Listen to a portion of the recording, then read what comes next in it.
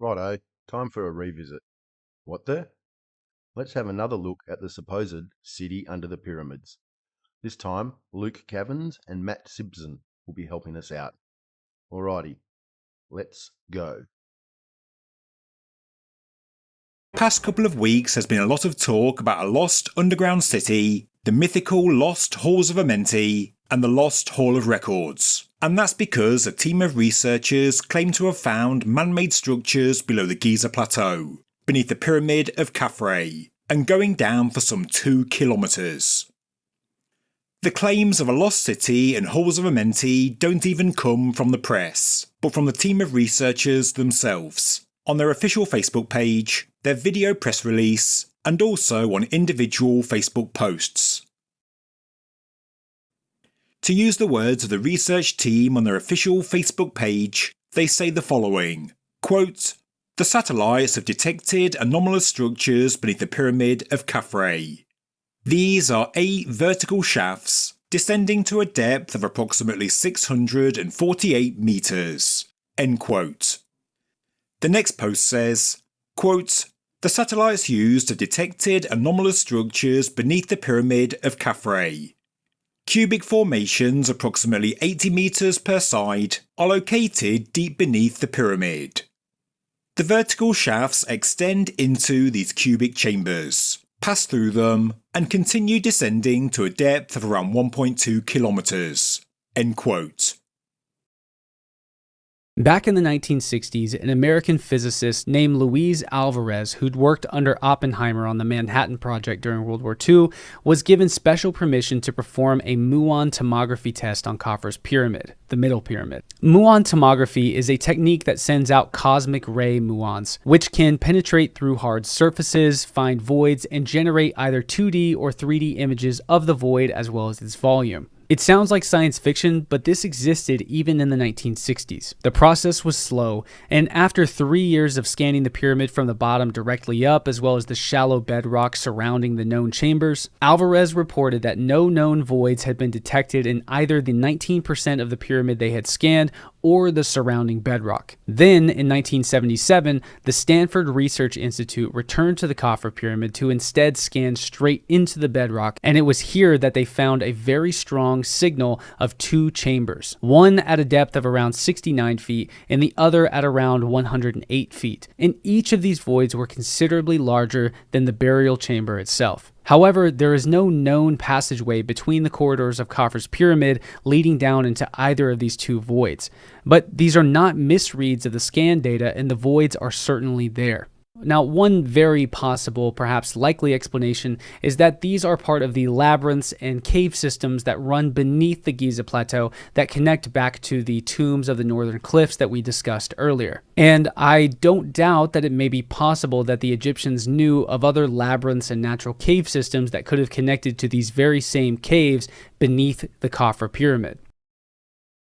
Now, this radar was directed down towards the Giza Plateau, and the data received was interpreted as showing a massive structure below the Khafre pyramid. So in a nutshell, this is what happened, but the controversy is not necessarily over their findings, but instead of how they represented their findings. When news of the radar data emerged, it was accompanied by these art concept images depicting duplicate King's Chamber and relieving chamber structures, which are found in the Great Pyramid, not in the Khafre pyramid, superimposed onto the interior of Khafre's pyramid.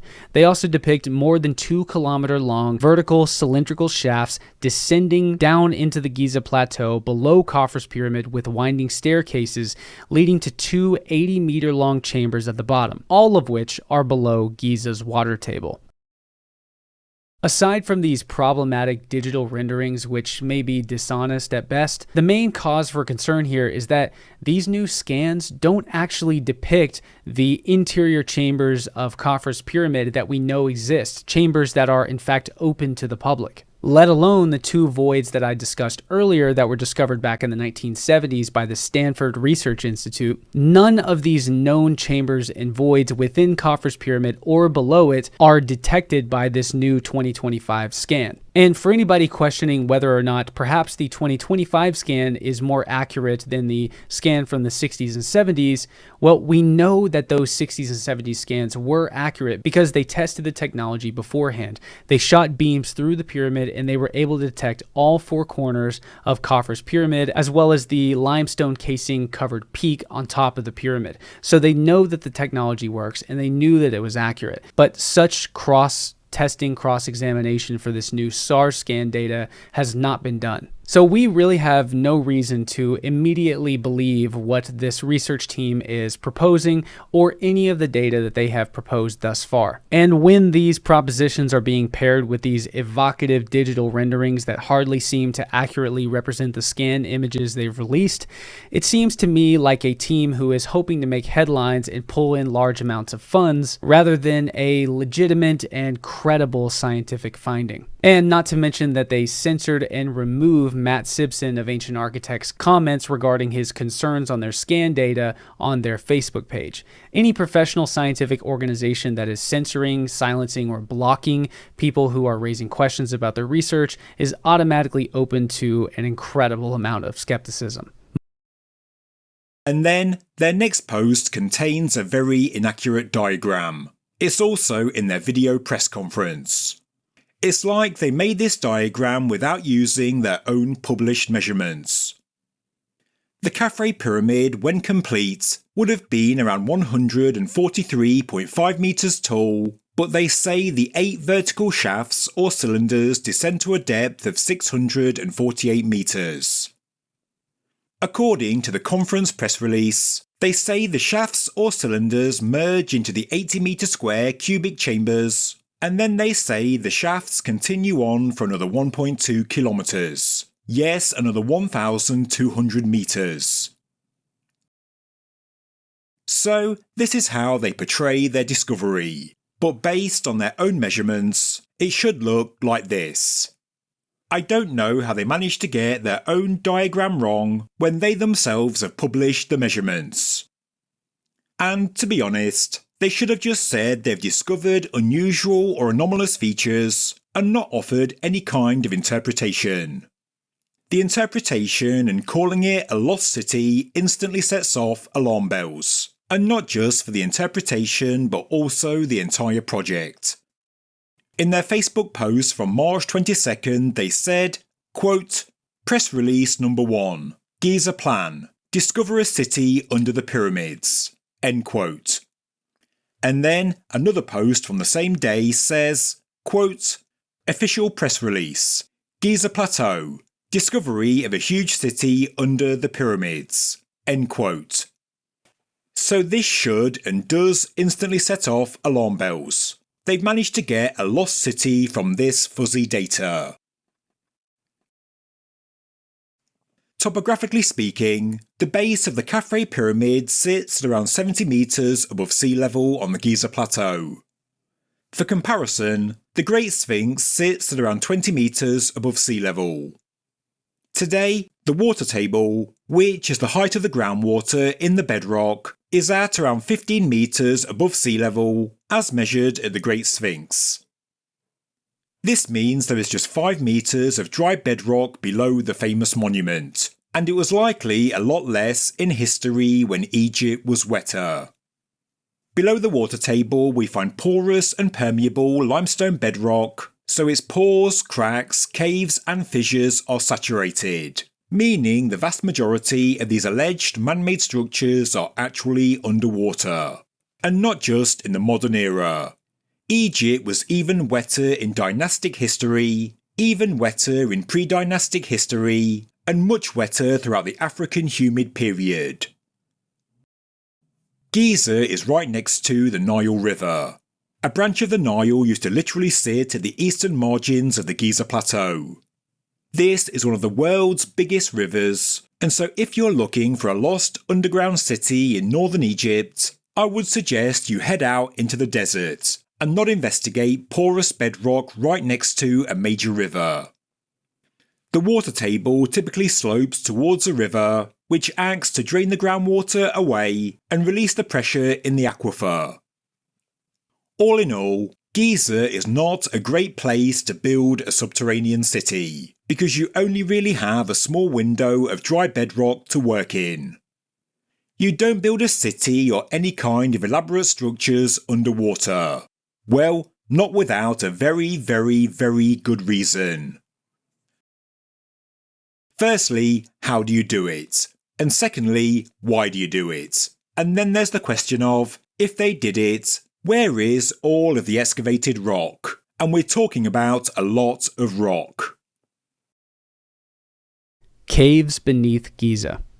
During the height of World War II, air raid anxieties were high. The entire world had seen the bombing that London had endured, and would soon see the destruction of Western Europe as the United States joined Great Britain in claiming air superiority over the Germans. And even with the Axis powers knocking on the door of Northern Africa, excavations and research at Giza continued. Archaeologists working at Giza during the war were, of course, and understandably paranoid that the pyramids might become a target of the Luftwaffe, which is the German Air Force. So they had to devise and identify safe places for them to retreat to, or in other words, bomb shelters on the Giza Plateau that they may be able to quickly get to if something like this were to happen, as, well, there's no warning for an air raid. One of the places identified as a good bomb shelter were the tombs of the Northern Cliff, which sit just west of the Great Pyramid and face north.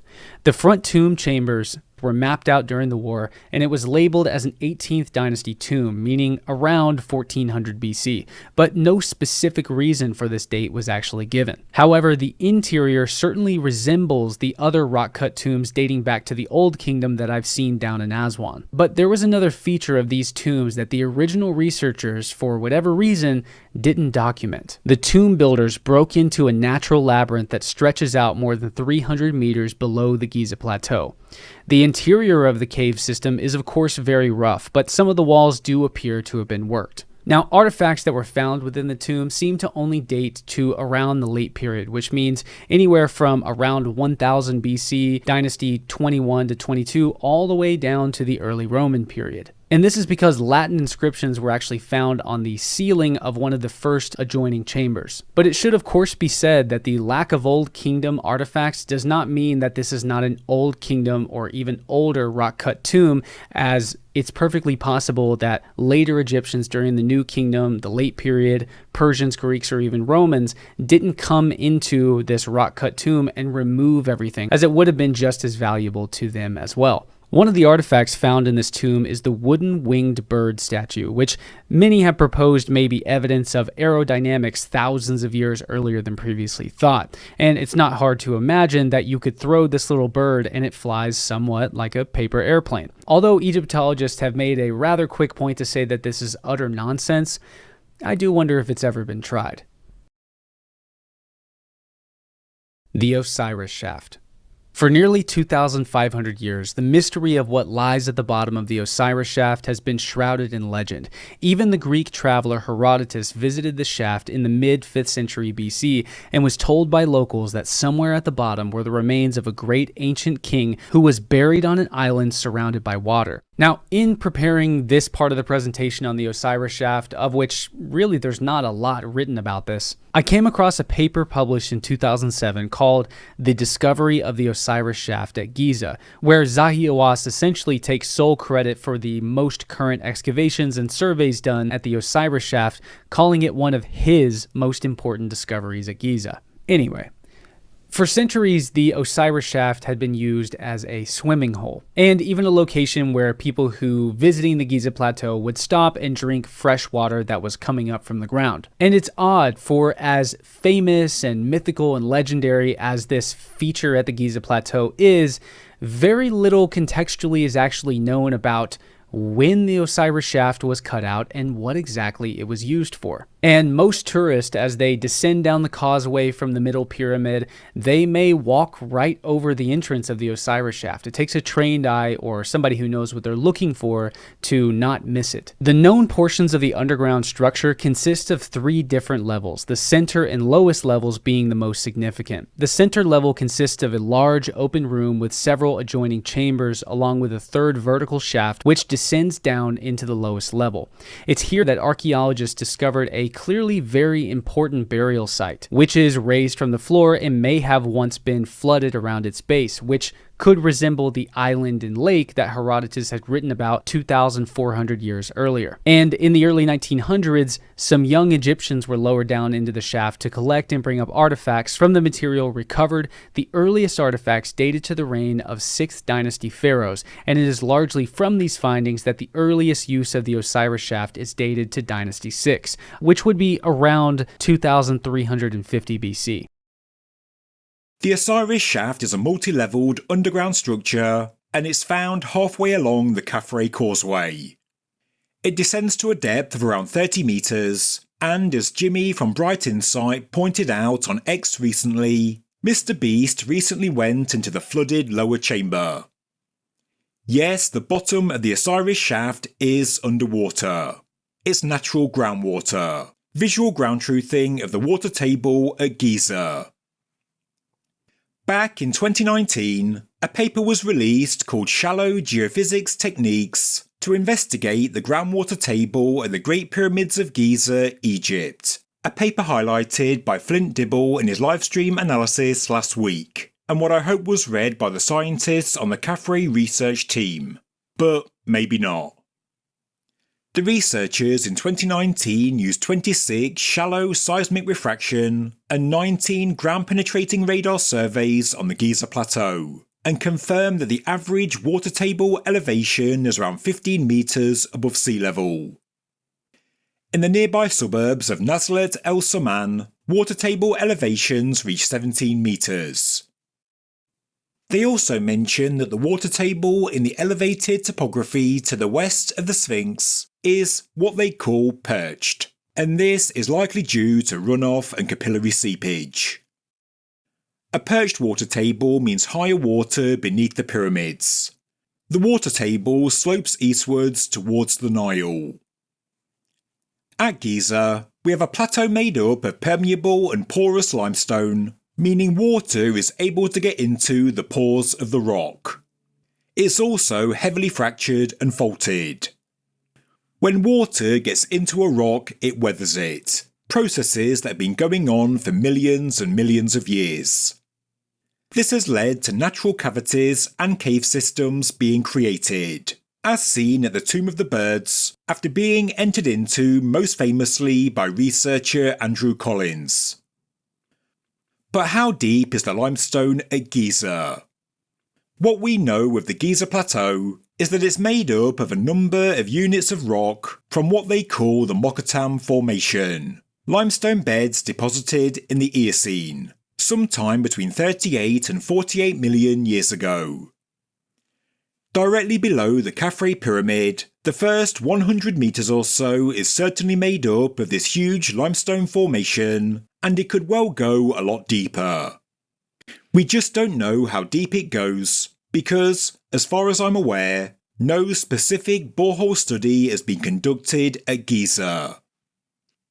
Using the geophysical data, geologists modelled the perched water table to the west of the Sphinx, including the pyramids of Khafre and Menkaure. At the Pyramid of Khafre, the water table is between 30 and 40 metres above sea level. What this means is that below the pyramid, we have dry limestone for around 30 to 40 metres only. The rest of the Mokattam limestone is below the water table, meaning all the pores, voids, faults, fissures and caves are saturated. As stated, we don't know the specific underlying geology of Giza beneath the Mokattam Formation, but from various studies, we do know the general sequence of rocks in Egypt. In general terms, the Mokattam Formation is made up of limestone beds and is around 133 metres in thickness. Below this is the Minya Formation, shallow marine sedimentary rocks with beds of limestone, claystone and conglomerate rock. This layer is 35 metres thick or more. Below this is the Thebes Formation, again sedimentary rock, mainly carbonate rocks like limestone, and this is around 290 metres in thickness. Below this is 60 metres of Esner shale, and then we reach the Cretaceous chalk. So, the first 518 metres of these so-called artificial structures, if they do really exist, would be cut through many different types of sedimentary rock, many of which would be relatively soft, porous and permeable, as well as being faulted and fractured. And then we reach the chalk, and we have no idea what condition this is in. To excavate so deep in the Giza bedrock, people would have needed a very sound understanding of geology and engineering, and how to create effective drainage systems for the groundwater. You would need to implement sophisticated water management and sealing techniques, because you need to control and divert the water flow. In modern day mining operations below the water table, pumps and sumps are required. Specific channeling and piping is often needed, and grouting and advanced sealing techniques are also implemented. Sometimes groundwater flow paths can be intercepted and diverted. The fact is, mining into the bedrock below the water table is a difficult job to manage, even in the modern era. Therefore, if this lost city really does exist, which I seriously doubt, whoever created it would have needed advanced technology to pump out the water, and genius levels of engineering prowess to seal the structures and keep everything dry, and then they would need monitoring all year round. Remember, we're talking about proposed man-made subterranean structures going down for around 2 kilometres. That's more than 4 Empire State Buildings stacked on top of each other. My opinion, and yes, it's just my opinion, is simply that all of this is just too unrealistic. There are too many giant leaps required to make it feasible. It really is science fiction. But if we want to really look for a lost city below Giza, this simple cross-section pretty much tells us the area we need to look in. Anything below is just unrealistic in my opinion. I don't believe there is any kind of lost city below Giza, and I also don't believe in a Hall of Records as well, and it's really just because of the location of Giza. Right next to the River Nile, with its annual inundation, its high water level in ancient and prehistoric times, and the relatively high water table in the bedrock as well. The Giza necropolis is of course filled with man-made tombs with shafts, corridors and chambers, and these all vary in size and shape, and many of them are cut into the bedrock. And this is exactly what you'd expect with a necropolis. I wouldn't even be that surprised if there were other undiscovered, maybe underground Osiris-related ritual structures built into this dry zone of the limestone bedrock. We can all speculate, but nobody knows for sure if these structures exist, because specific exploration has not taken place. But we do know that a network of natural tunnels does exist. Andrew Collins rediscovered them, Zahi Hawass then went into them, and most recently they were investigated by Jeffrey Drum, who runs the channel The Land of Chem. And I'm not saying that this is insignificant. For all we know, these caves could have well played a part in the history of Giza, in dynastic, pre-dynastic and prehistoric eras of history. Cave systems across the world have always acted as shelters for humans and animals. They can also be sacred to some cultures and also used in rituals, and they can often be the source of magnificent archaeological discoveries. So I do think that these caves below Giza should be at some point fully investigated. What do you guys reckon? Please let me know in the comments below. Also, you will find links for Luke and Matt there. Please remember to like, share and subscribe to help us out. Cheers and catch you later.